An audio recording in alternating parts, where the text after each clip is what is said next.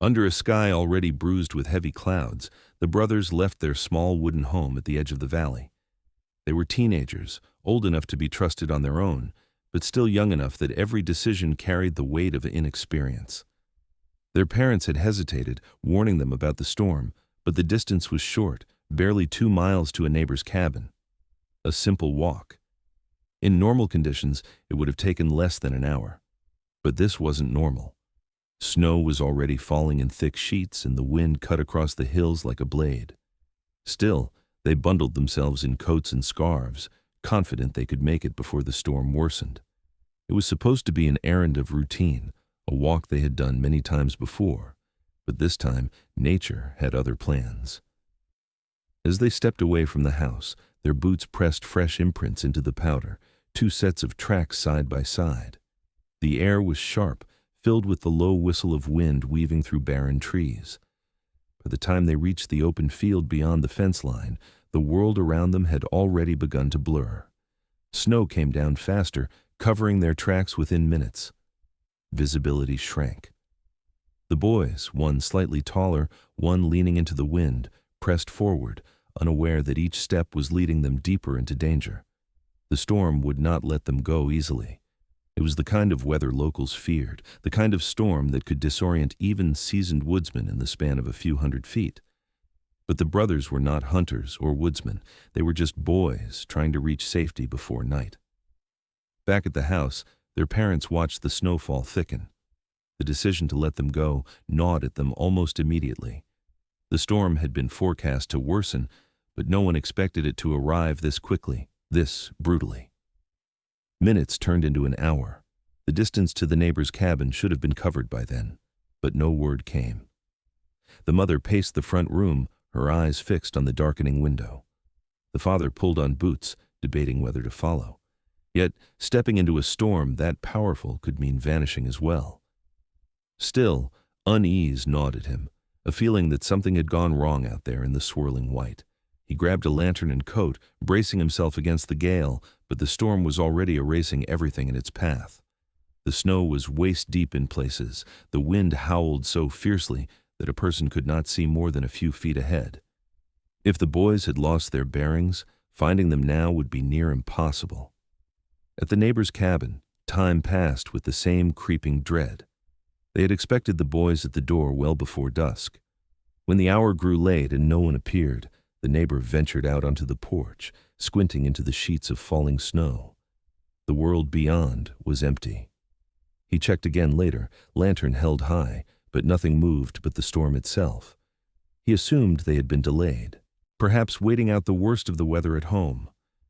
What he didn't know was that the boys had already vanished somewhere between their 2 homes, swallowed whole by the storm.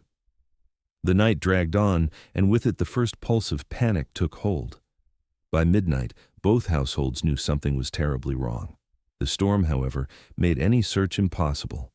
To step outside was to risk death by exposure. Even shouting into the night would have been pointless. Wind carried sound away like scraps of paper. All they could do was wait, trapped inside, their thoughts growing darker as the hours stretched. Parents stared at their doors, willing them to open, waiting for footsteps on the porch that never came. Neighbors peered through windows, lanterns flickering, hoping to see 2 figures stumbling through the storm toward safety. But there was only silence, broken only by the howling of the wind. When dawn broke, the storm had not ended. Snow blanketed the valley in an unbroken sheet of white. Where there should have been tracks, there was nothing. The landscape looked untouched, as if no one had ever walked through it at all. Only the parents knew the truth, that their sons had been out there, somewhere beneath that shifting blanket of snow. Panic hardened into dread as the realization set in. The storm had erased every clue, every marker, every sign of direction. What had begun as a simple walk of less than 2 miles had become a desperate mystery. And with the storm still raging, no one could even attempt to search. The boys were gone, and no one knew where to begin. When the storm finally broke, it left behind a silence that was almost unbearable. The valley lay buried under a depth of snow few had ever seen, fences reduced to faint ridges, familiar landmarks erased completely.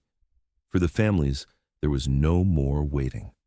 The moment the winds calmed, word spread quickly, and neighbors arrived at the house ready to search. Within hours, dozens of volunteers gathered, farmers, hunters, loggers, and townsfolk, all armed with shovels, lanterns, and snowshoes. This was no longer just a family's problem. It was the community's crisis. 2 boys had vanished into the storm, and everyone knew that in such conditions, every hour meant the difference between survival and death. Snowmobiles were the first line of attack, cutting paths through drifts taller than men, their engines growling against the frozen quiet. Teams fanned out in widening circles from the house, shouting the boys' names into the empty whiteness. Some followed the field where their tracks had last been seen, others searched the narrow service roads leading into the woods. Within minutes, though, frustration mounted. The storm had covered everything. The field where the brothers had set out looked untouched, as if no one had ever crossed it. Dogs were brought in, straining at their leashes, noses pressed to the ground. At first, there was hope. The animals caught a faint trace, pulling searchers toward the edge of the tree line. But only 100 yards in, the scent vanished, swallowed just like the tracks had been. Snow had smothered everything, leaving behind a wilderness without clues. By midday, helicopters joined the hunt, their blades slicing through the sky, sweeping across ridges and valleys. From above, the land was a patchwork of white, smooth as stone, no sign of movement.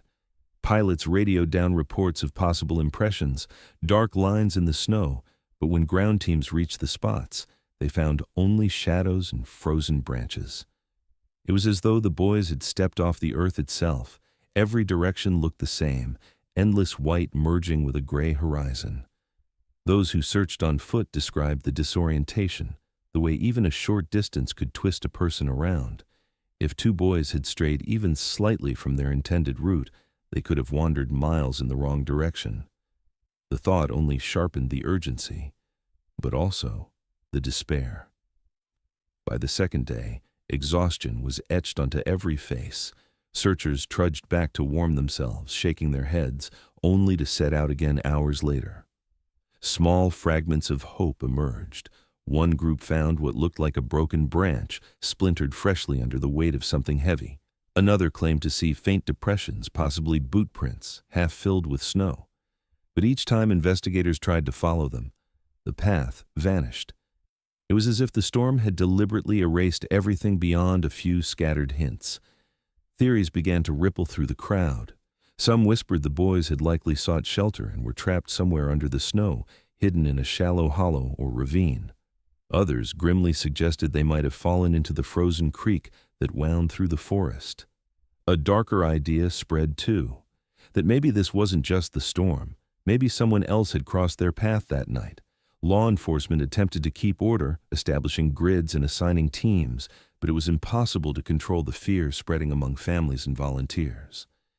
Every time a dog barked or a helicopter circled lower, hope spiked, only to collapse again when nothing came of it. By the 3rd day, the county sheriff stood before reporters, his breath clouding in the cold, admitting that survival chances were slipping away. The words hung heavy. The parents clung to each other, refusing to leave the search site, their eyes locked on the tree line as if at any moment the boys would stumble out, exhausted but alive.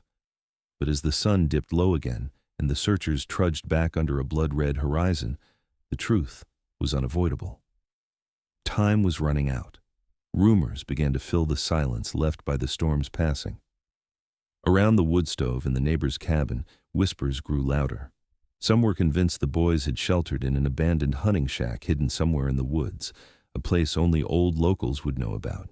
Others argued that the creek had claimed them, that under the surface of the ice they were lost forever.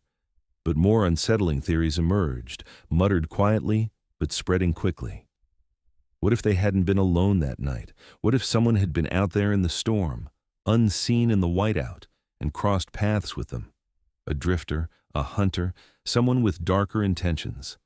The absence of evidence made space for every possibility. The community was united in their effort to find the boys, but beneath the surface, unease was beginning to grow. Because if the storm hadn't taken them, something else had, and no one wanted to believe that possibility could be true. In the days that followed, hope flickered in the form of stories and rumors that spread through the town like sparks in dry grass. On the fourth day, a local farmer stepped forward, insisting he had seen two figures moving along the service road that cut behind his property on the night of the storm. He claimed they were bent against the wind, trudging slowly, their silhouettes just visible in the lantern light he'd hung outside his barn. He hadn't thought much of it at the time, just two boys trying to get home, he assumed. But when the news broke of the disappearance, he became certain it had been the brothers. Investigators seized on the tip, sending teams down the road, combing through drifts and ditches. Dogs were brought back in, handlers urging them to catch a trace, but nothing was found. The snow there was untouched, pristine, no signs of struggle, no footprints preserved under the ice. What the farmer had seen, if anything at all, left no mark behind. Another day, a group of volunteers searching near the frozen creek swore they heard shouting carried faintly on the wind. They rushed toward the sound, slipping on the ice, scanning the banks for movement. For a few minutes, adrenaline surged. People believed they were closing in on the boys, alive and calling for help. But when they reached the spot, there was nothing. No tracks, no signs of disturbance on the creek's frozen skin, no evidence anyone had been there. Some wrote it off as imagination, nerves playing tricks after days in the cold. Others insisted they had heard real voices. The incident was logged by investigators, but like everything else, it went nowhere. As the leads piled up and collapsed, the town began to fracture under the weight of speculation. For many, the storm remained the most obvious explanation. They argued that the brothers had simply been overwhelmed by the blizzard, lost their bearings, collapsed in exhaustion, and were buried before anyone could reach them. It was a brutal but natural end, and in its own way, it offered closure. Yet, not everyone could accept it. Whispers spread about the possibility of a runaway attempt. Some pointed to the brothers' ages, suggesting they might have grown restless in the valley and used the storm as cover to disappear. It was far-fetched, and their parents rejected it outright. But rumors took hold anyway, repeated in hushed tones at the diner, in church pews, and in school hallways. And then there was the darkest theory, the one that unsettled even those too cautious to say it aloud. What if the boys hadn't been alone that night? Some locals spoke of strangers passing through the area in recent months, seasonal workers, drifters, truckers who used the back roads to avoid the main highway. One neighbor claimed he had seen a set of unfamiliar tire tracks in the snow near his property days after the storm. Another recalled a story about a man living off-grid in a hunting shack deeper in the forest, a man known to carry rifles and keep to himself. None of it was verifiable, but the absence of evidence made room for fear to grow. If the storm hadn't taken them, then maybe someone else had. For investigators, the task became a delicate balancing act. Every rumor had to be chased down, every lead tested. Deputies interviewed anyone who claimed to have seen or heard something that night. Farmers, hunters, snowplow drivers, all were questioned, their accounts recorded, but every single story dissolved under scrutiny. Witnesses contradicted themselves, times didn't line up, and the snow left no physical trace to back any of it up. The sheriff's office grew increasingly frustrated, burning through manpower with nothing to show for it. Search efforts continued during daylight, but as days turned into a week, the hope of recovery shifted from rescue to retrieval. For the parents, each false lead was another cruel twist of the knife. The farmer's claim had ignited hope. Maybe their sons had made it further than anyone thought. The shouts by the creek had sent them rushing to the search site, hearts pounding with a desperate belief. But when nothing came of either, the crash back into despair was worse than the silence had been before. Their house filled with maps, search grids, and lists of names. Every tip called into the sheriff was repeated to them by neighbors, and each time they clung to the possibility that this one, maybe this one, would be the answer. Each collapse left them more hollow. As the second week closed, the investigation was no closer to resolution than the night the storm struck. Theories multiplied, splitting the community into camps. Some chose to believe in a tragic accident, preferring the simplicity of nature's cruelty over the horror of human involvement. Others clung to runaway theories, even as the parents fought against the insinuation. And still, a quiet fear lingered in the background, that someone out there knew more than they were saying. The searchers began to thin out, the helicopters pulled back, and the dogs were returned to their handlers. What remained was uncertainty, and in that void, the panic deepened. Because if no one could agree on what had happened, then no one could know what to guard against. And that meant the storm might not have been the only danger haunting the valley that night. The weeks after the disappearance blurred into months, and what had once been a united front began to splinter under the crushing weight of grief. At first, the brothers' parents clung to each other, both believing that the official searches would eventually yield answers. They sat together through briefings, prayed together at night, and waited by the phone for news. But as days passed without progress, cracks began to form.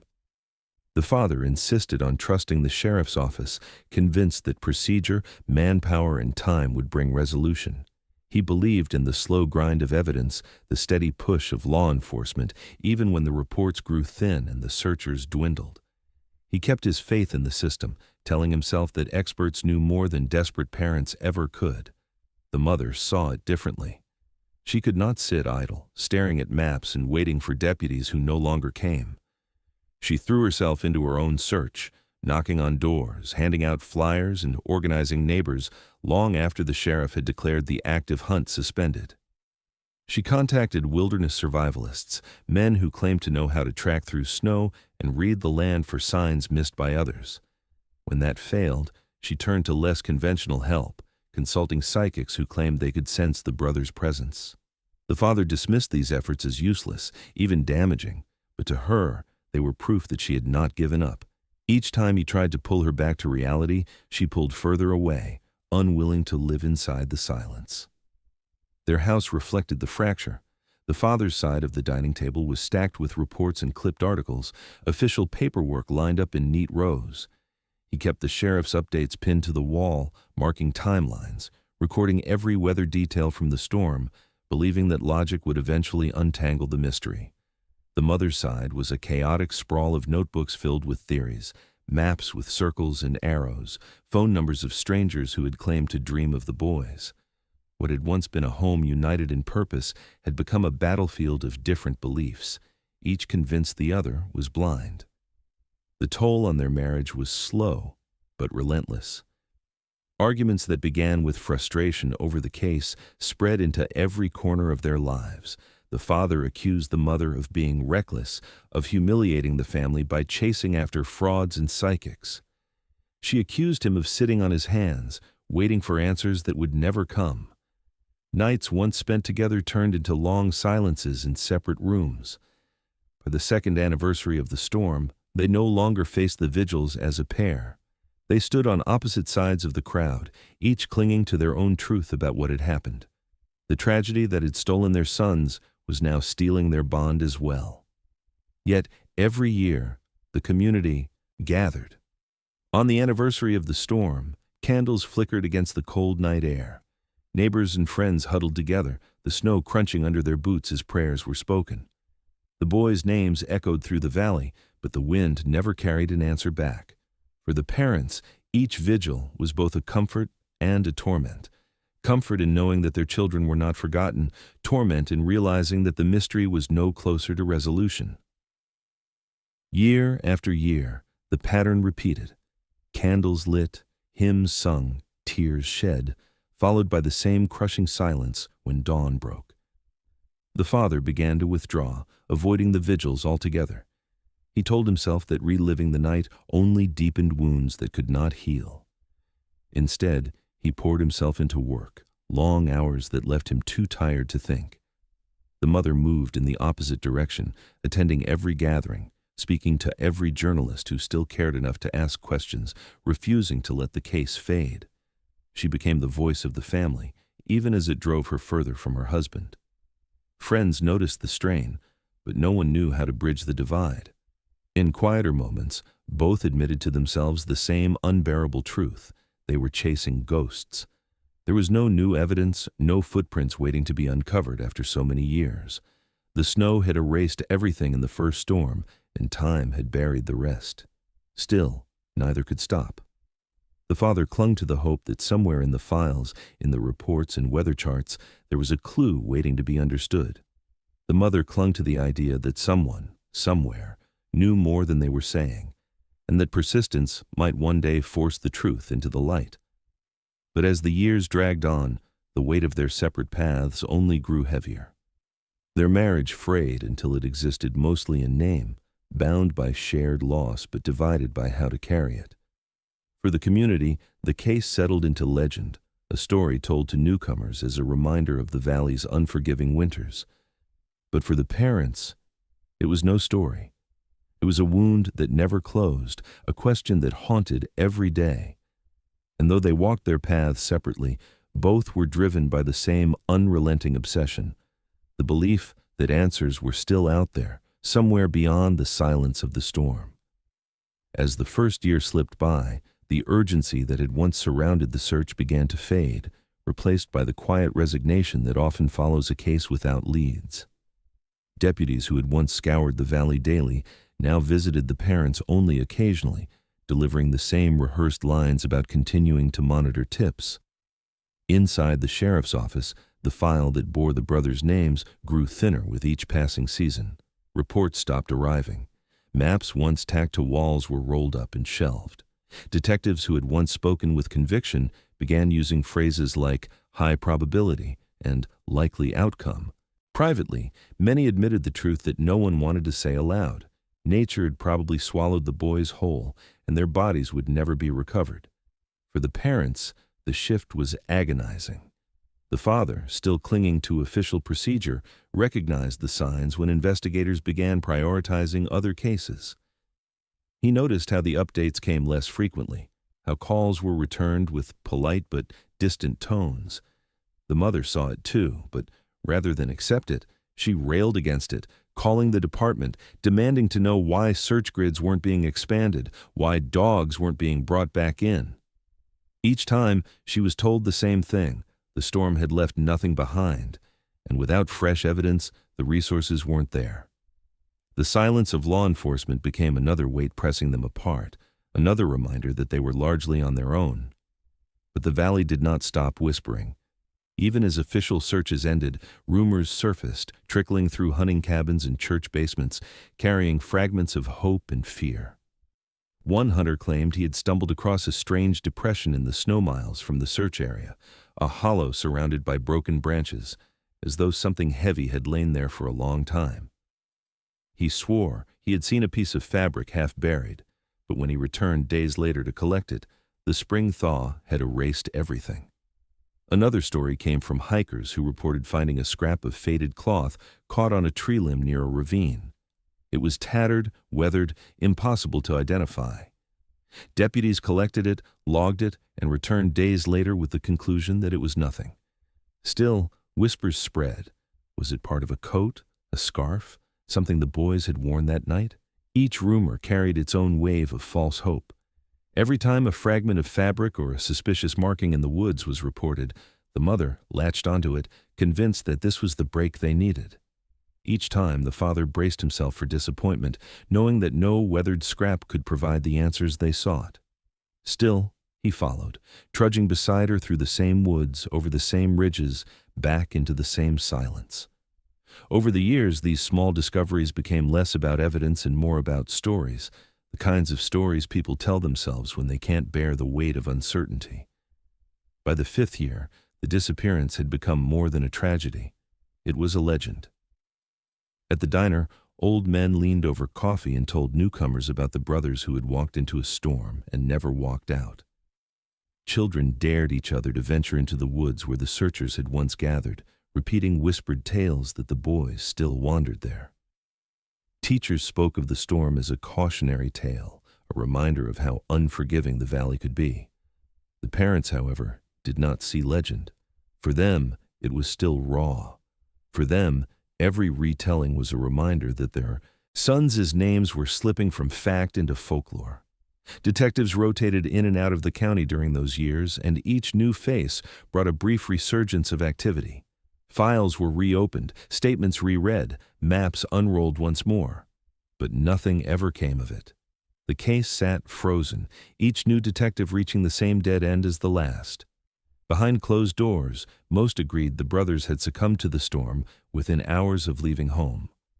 Some believed their bodies lay buried in a drift that would never melt, or at the bottom of a ravine too remote to search thoroughly. The mother rejected these conclusions outright, but she was never able to disprove them. And so, the years accumulated, each one marked by anniversaries where candles flickered against the snow and voices trembled with prayers for answers. For the community, the case became a story told with solemn faces but without expectation of resolution. For the family, it remained a wound that never closed. The official file may have grown thin, but the whispers endured. Hunters still came back from the ridges with uneasy glances. Hikers still told of strange finds deep in the brush. None of it was verifiable, none of it held weight in court or casework. Yet together they kept the mystery alive, kept the possibility that somewhere out there, beyond the fields, beyond the storm, the truth was still waiting, hidden just beneath the snow. 15 winters had come and gone since the storm that took the brothers, and in that time the valley had learned to live with the silence. What no one expected was how suddenly silence could be broken. The year began with little warning, an unseasonably warm winter followed by a spring that refused to cool. Temperatures soared, streams swelled, and the snow that had defined the mountains for generations began to collapse in ways no one had seen before. Drifts that had once stood taller than barns melted into rivulets, carving trenches across the hillsides. For the first time in decades, the land revealed pieces of itself that had been hidden beneath ice and snow.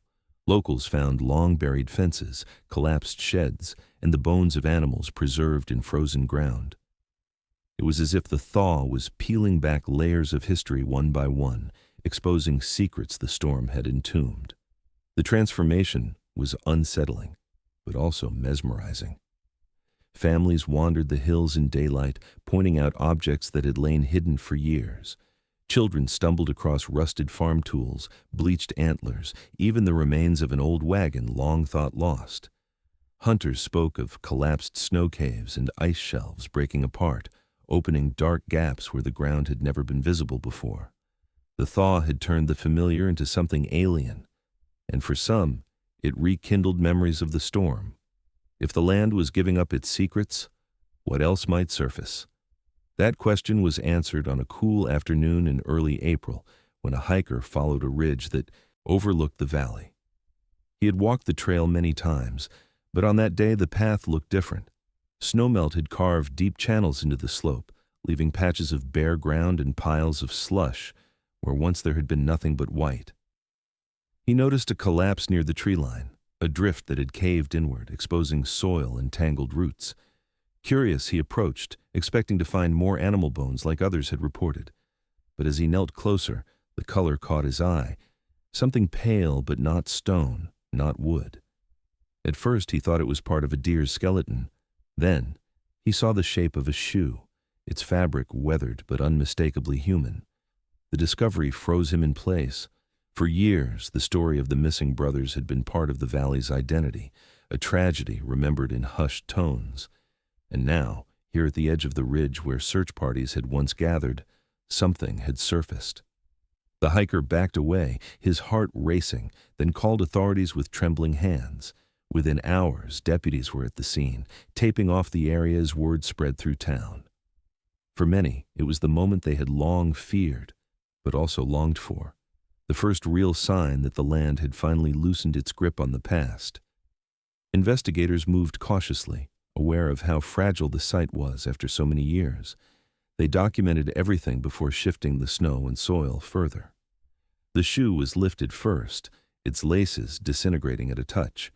Nearby, fragments of fabric were recovered, faded and torn, but still clinging to the suggestion of a coat. Then came the chilling confirmation. Skeletal remains, partially preserved in the icy soil beneath the drift. Though incomplete, they were clearly human. The deputies called in forensic teams, who erected temporary shelters to preserve what the thaw had uncovered. News traveled fast. faster than it had in the early days of the disappearance. By nightfall, families were arriving at the ridge, standing at the barricade with candles in hand, whispering prayers. For the parents, now older and frailer, the call from authorities reopened wounds they had spent years trying to scar over. The father remained stoic, eyes fixed on the ridge, while the mother wept openly, clutching her coat as if bracing herself against another storm. After 15 years, their boys had finally begun to come home, but not in the way they had once dreamed. The scene on the ridge became a gathering point for more than just investigators. Reporters returned, drawn by the headline of a case that had lain dormant for over a decade. Locals brought food and blankets to the search teams, just as they had 15 years earlier. The air buzzed with a mix of grief, relief, and unease. Because while the thaw had given answers, it had also raised unsettling questions. Why here, so close to the path where searchers had once passed? Why now, after years of emptiness? And if one set of remains had surfaced, what of the other brother? The sheriff's office released only measured statements, confirming that remains had been found, but withholding further detail. Still, everyone in the valley knew what it meant. The storm had not erased everything after all. The thaw had pulled the past back into the present, unearthing not only bones and belongings, but the mystery itself. For the first time in 15 years, the case was alive again, and what the ridge had revealed was only the beginning of what lay beneath the melting snow. The ridge where the hiker had stumbled onto the remains quickly transformed from an isolated patch of thawed snow into a tightly controlled investigation site. Deputies cordoned off the area with tape, while forensic teams erected temporary tents to shield their work from prying eyes and early spring rain. Over the course of several days, the thaw continued to soften the ground, revealing more pieces of a story that had been frozen for 15 years. Investigators sifted carefully through slush and soil, uncovering objects that time had distorted but not erased. The first was a torn backpack, its fabric frayed and brittle, straps nearly severed. Inside, little remained intact, just a cracked flashlight and the rusted remains of a pocket knife. A short distance away, they recovered a belt buckle, rusted through, lying beside bone fragments that had been partially shielded by layers of ice. Each item was bagged, logged, and photographed, but to those watching, these weren't just evidence. They were pieces of the boys' lives, now reduced to artifacts of tragedy. As the work continued, a clearer picture emerged. The remains were not scattered randomly as though carried by water or dragged by animals. Instead, they were found clustered under a natural overhang in the ridge, a shallow alcove formed by rock and packed snow. It was the kind of place a person might crawl into for protection, a last attempt at shelter from the storm. For searchers who remembered the original efforts, the detail was devastating. The boys had been so close to safety, shielded just enough to remain hidden from helicopters and snowmobiles that had passed overhead. If they had sheltered there, the storm's fury might have buried them alive, snow filling the alcove until they were sealed inside. But as more bones were examined, unsettling questions began to surface. The positioning did not entirely match what investigators expected from victims of exposure. Some fractures in the bones suggested trauma not easily explained by weather alone. Forensic anthropologists cautioned that time, ice, and soil shifts could distort remains, but even so, the placement of certain breaks drew quiet unease.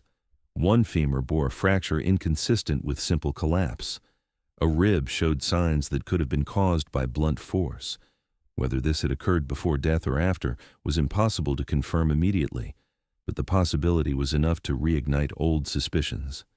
DNA testing was ordered to confirm identity, and within weeks, results came back. The remains belonged to the elder brother. For the family, the confirmation brought both relief and heartbreak. They finally knew where one son had spent his last moments, but the discovery underscored the absence of the other. The alcove should have held both boys if they had huddled together, yet only one had been found. For investigators, this detail was haunting. If they had sheltered side by side, what had become of the younger brother? Had he wandered away in confusion, disoriented by cold and hypothermia? Or had something else pulled him from that space? Personal effects deepened the mystery. The torn backpack suggested a struggle against the elements, but the intact flashlight inside raised eyebrows. Its batteries corroded but still lodged in place, as though it had never been switched on. Why had they not used it to signal? The belt buckle, heavily rusted, was found a few feet from the remains, leading some to wonder if clothing had been removed in the late stages of hypothermia, when victims often shed layers in a final, fatal burst of confusion. Yet the careful clustering of bones under the overhang hinted at intention, not panic. The site's location also puzzled investigators. It was less than a mile from the original search grid, in terrain that had been combed repeatedly in the weeks following the disappearance. Search dogs had passed within range, helicopters had circled overhead, volunteers had trudged through snow not far from where the alcove lay. Yet no one had found it. The explanation, some argued, was simple. The storm had buried the overhang so completely that no trace could have escaped. Others, however, wondered how such a significant site could have gone unnoticed, and why, after 15 years, it was only the elder brother's remains that surfaced. The valley buzzed with theories once again. In coffee shops and feed stores, people debated whether the boys had indeed sheltered there together. Some believed the younger brother had left in desperation to seek help, never to return. Others whispered darker possibilities, that something had separated them, something more than nature alone. The placement of the bones, the fractures, the missing sibling, all of it fueled speculation that the storm had not been the only force at work. For the parents, the discovery provided the cruelest kind of closure. They could bury one son, but the ceremony only highlighted the empty space left by the other. At the funeral, the mother clutched the rusted belt buckle in her hands, her tears falling on the corroded metal. The father stood stiff beside her, his face lined with years of silent grief, his eyes searching the horizon as if waiting for the younger boy to appear. The thaw had given them answers, but those answers only raised new questions. And as investigators packed up their tents and left the ridge behind, everyone knew the mystery had not been solved. It had only deepened. The remains and belongings recovered from beneath the ridge overhang were sent to the state crime lab, where specialists began the painstaking process of analyzing what 15 years of ice and thaw had preserved. At first, investigators expected the results to confirm the simplest explanation, that exposure, hypothermia, and the storm itself had taken the boys' lives. But as the reports trickled in, details emerged that didn't fit so neatly into that conclusion. The anthropologists who examined the bones noted fractures that were unusual. A femur bore a break pattern not consistent with someone collapsing under their own weight. One rib displayed evidence of blunt force trauma, the kind of damage that might be caused by an external strike rather than the crushing weight of snow. Another long bone showed microfractures that raised eyebrows. Specialists cautioned that years of freeze and thaw cycles could distort remains in ways that mimic injury. But the suspicion remained. Perhaps something other than the storm had left its mark. The fabric fragments provided even more cause for unease. Among the tattered scraps of coat and backpack, analysts found faint traces of blood. DNA testing confirmed it belonged to the elder brother, but the presence of it was strange. Exposure victims didn't usually leave blood evidence unless there had been injury. The lab could not determine whether it came from an external wound, a nosebleed triggered by freezing air, or something more violent. The rusted belt buckle showed no immediate signs of tampering, but on one strap of the torn backpack, faint impressions suggested it may have been pulled apart rather than simply worn away. The findings were small, fragile, and inconclusive, but together they formed a troubling picture that resisted simple explanations. Detectives met with the parents to deliver the findings. The sheriff spoke carefully, his words measured. There were signs of injury, he admitted, but none that could conclusively point to foul play. The fractures could have occurred during the storm or after, as the ground shifted and snow compressed over the years. The blood was inconclusive. It could have been caused by something as ordinary as a fall or as grim as an assault.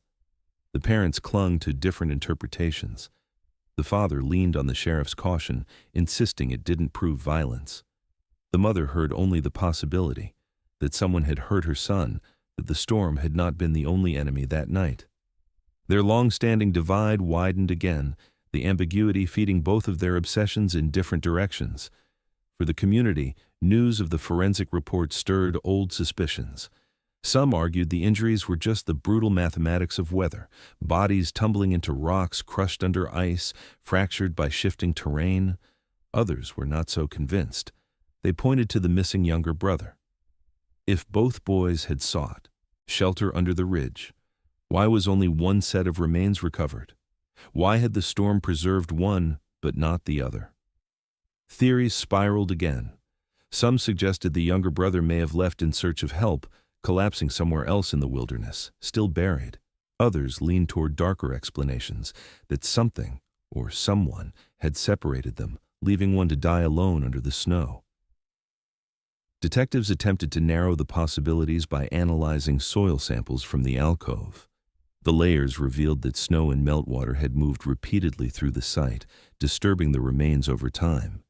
Traces of organic residue and animal activity confirmed that wildlife had been present in later years, which could explain some scattering of bones.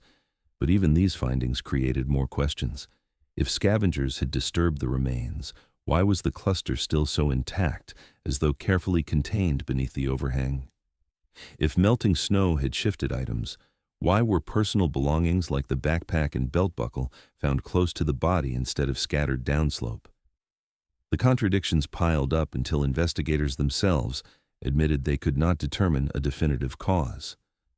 The case file, once dormant, swelled again with notes, but all of them ended with the same frustrating line: inconclusive. Every piece of evidence seemed to tell two possible stories. The fractures might be natural, or they might be violent. The blood could be accidental, or it could be evidence of something sinister. The missing brother could be another victim of the storm, or proof that something else happened on that ridge. The truth, buried under 15 years of snow, refused to come clean. For the parents, the findings became fuel for their endless conflict. The mother leaned into public advocacy, speaking to reporters and insisting the case was far from solved, that foul play had to be considered. The father pulled further inward, telling neighbors the storm had taken his sons and nothing more. Their separate paths, once merely strained, now stood in open opposition. And yet, both were haunted by the same hollow absence, the second boy, whose fate was still unknown. As spring deepened and the thaw revealed no further discoveries, search teams reluctantly withdrew. They had combed the area surrounding the overhang, deploying drones, cadaver dogs, and volunteers one last time. Nothing else surfaced.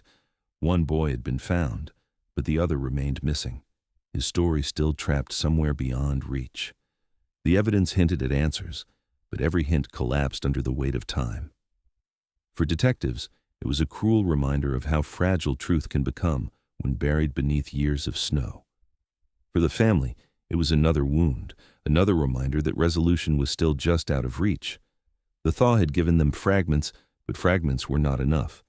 The ridge discovery should have brought clarity, but instead, it cracked the silence wide open, letting every old rumor and suspicion spill back into the valley. The story was no longer just about two boys lost to a storm. It was about fractures in bones, blood on fabric, and the haunting absence of the younger brother. For some, the explanation was still painfully straightforward. They argued the brothers had simply succumbed to hypothermia. In their view, the shelter beneath the ridge was evidence of a desperate last attempt to survive. The torn clothing and rusted buckle were classic signs of paradoxical undressing, a known phenomenon among hypothermia victims. The fractures, they said, were the result of shifting snow, the immense weight of ice grinding against fragile bones over years. These voices insisted that searching for more complicated answers was nothing more than denial, a refusal to accept nature's cruelty. But not everyone was convinced. Others pointed to the unsettling forensic details with unease. They noted the fractures inconsistent with collapse, the traces of blood that shouldn't have been there, and the strange way the belongings had remained clustered as if deliberately contained. For them, The evidence hinted at something darker, signs of a struggle, perhaps even violence. In church basements and hardware stores, conversations turned into debates. If the storm alone had killed the boys, why had only one been found? And why did the younger brother seem to vanish entirely, leaving no trace, no belongings, not even a bone? Conspiracy theories bloomed in the vacuum of certainty. One of the most persistent claimed that the elder brother had been injured, maybe a fall, maybe something worse, and that the younger had left to find help. But the storm swallowed him, and his body lay somewhere still undiscovered, perhaps buried beyond reach of even the thaw. Others spun darker tales. Some whispered that an outsider had crossed their path that night, a stranger moving through the valley in the whiteout. Maybe the storm had given cover to a crime, one boy left to die under the ridge while the other was taken. The lack of tracks, the erasure of evidence, only made the theory more plausible in the eyes of those unwilling to accept an accident. The divide wasn't only among neighbors, it tore through the families themselves. Relatives who had once stood united in grief began to clash. Aunts and uncles argued over the meaning of the evidence, some urging acceptance, others fanning the flames of suspicion. Cousins carried competing stories back to schoolyards and workplaces, fueling gossip that spread through town like wildfire. The parents, already fractured by years of grief, now found themselves at the center of these battles. The mother, with her long history of pursuing unconventional searches, leaned heavily into the theories of outside involvement. She gave interviews, her voice shaking as she insisted that someone had to know more. The father withdrew further, growing weary of speculation, insisting quietly that the storm was tragedy enough without layering conspiracy on top of it. Their divide became public, their grief exposed and dissected by the same neighbors who had once brought casseroles to their door. Detectives tried to hold the line, reminding the public that the evidence was inconclusive. They urged caution, warning against theories that had no proof.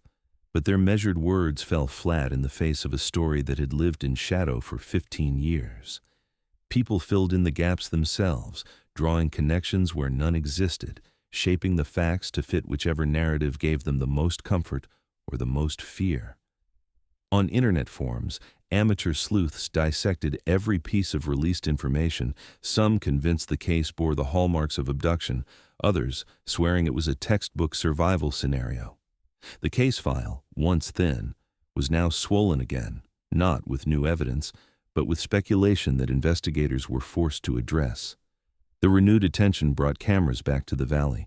Documentaries revisited the disappearance, each framing the story in their own way, some tragic, some sinister. Old searchers were interviewed. Hunters retold stories of strange discoveries in the woods, and locals recounted whispers about drifters and strangers seen around the time of the storm. The case, which had once been slipping into folklore, was dragged back into the spotlight. But instead of closure, it deepened the divides. In living rooms across town, families argued over the meaning of the thaw. Was it proof the boys had simply fallen victim to merciless weather? Or did the fractures in missing brother tell a story far more chilling? The conversations rarely ended with agreement. They ended in silence, in slammed doors, in the uneasy realization that no one would ever know for certain. The thaw had given back one boy, but with him came shadows that stretched farther than anyone expected. And as spring gave way to summer, the ridge stood as both an answer and a question, a place where nature had revealed just enough to torment, but not enough to explain. The funeral was held on a gray afternoon, 15 years after the brothers had walked into the storm. The church was full, but the air was heavy, as if no one knew quite how to feel. Relief mixed with grief, sorrow with unanswered questions. The casket at the front carried only partial remains, bones once sealed in ice, fragments of a life interrupted. The elder brother's name was spoken aloud, his photograph placed beside the casket, but beside it sat another frame. The younger brother, still missing, his smile frozen in a school portrait that had long since faded at the edges. The service became two ceremonies in one, a burial for the boy they had found, and a vigil for the one who never returned. Neighbors wept, their hands trembling as they placed flowers near the altar. For them, the tragedy had been a community wound, reopened with every rumor, every false lead, every anniversary of the storm. For the parents, it was both a relief and a cruel reminder. They finally had a body to lay in the ground, yet they could not bring themselves to call it closure. As the coffin was lowered into the earth, the mother clutched the rusted belt buckle recovered from the ridge, as though holding a tether to her child. The father stood rigid, his grief turned inward, his eyes locked on the tree line in the distance. Though they had walked separate paths for years, in that moment their silence was the same, an acknowledgement that one grave could not contain the full story. Detectives attended quietly, standing in the back, their presence a reminder that the case was not over. They had delivered the forensic findings with honesty, fractures in the bones, blood on the fabric, but no clear cause, no proof of violence. They admitted what the parents already knew, that they could not declare the case solved. One brother had been found, but the other remained missing. Without him, the truth would remain incomplete, split down the middle like the family that mourned them. The sheriff gave a brief statement to reporters afterward, acknowledging the burial, but refusing to speculate. "We have more answers than we did a year ago," he said, "but not enough to close the file." It was the closest he could come to admitting that the mystery was destined to remain open. As summer spread through the valley, the thawed ground where the remains had been found grew over with grass and wildflowers, erasing the scars of excavation. Hikers passed the ridge without realizing what had surfaced there. Some locals avoided the place entirely, unwilling to walk near a site that had carried such a haunting silence. Others visited it deliberately, leaving small tokens, stones, crosses, scraps of ribbon, as if marking the spot might coax the land to reveal more. But no further discoveries came. The younger brother's absence remained absolute, an emptiness that even the melting drifts could not give back. The community's conversations shifted, but never settled. For some, the burial marked the natural end of the tragedy. Two boys caught in the cruelty of a storm, one body recovered, the other still hidden somewhere in the vast wilderness. For others, the case had only grown darker. They pointed to the fractures, the missing sibling, the strange clustering of belongings. They insisted that something else had happened that night, something the storm had buried, but not erased. Arguments carried through living rooms, diners, and church halls, always ending in silence, no one able to prove the other wrong. The valley itself seemed split between nature's explanation and human suspicion. For the parents, life after the burial carried no peace. The mother remained restless, still convinced that someone knew more than they were saying. She attended interviews, lit candles each anniversary, and kept the younger brother's room untouched, waiting for evidence that never came. The father retreated further, pouring his time into routine, insisting to himself that acceptance was the only way to survive. Their lives had diverged long ago, yet the same question haunted them both every day. What had truly happened on the night of the storm? The brothers' story settled into a space between fact and legend, told in fragments and whispers. Children in the valley grew up hearing it as a cautionary tale, a reminder of how quickly winter could turn lethal. Hikers mentioned it on the trails, pointing toward the ridge as if the trees themselves remembered. Journalists revisited it every few years, weaving together the same unresolved details.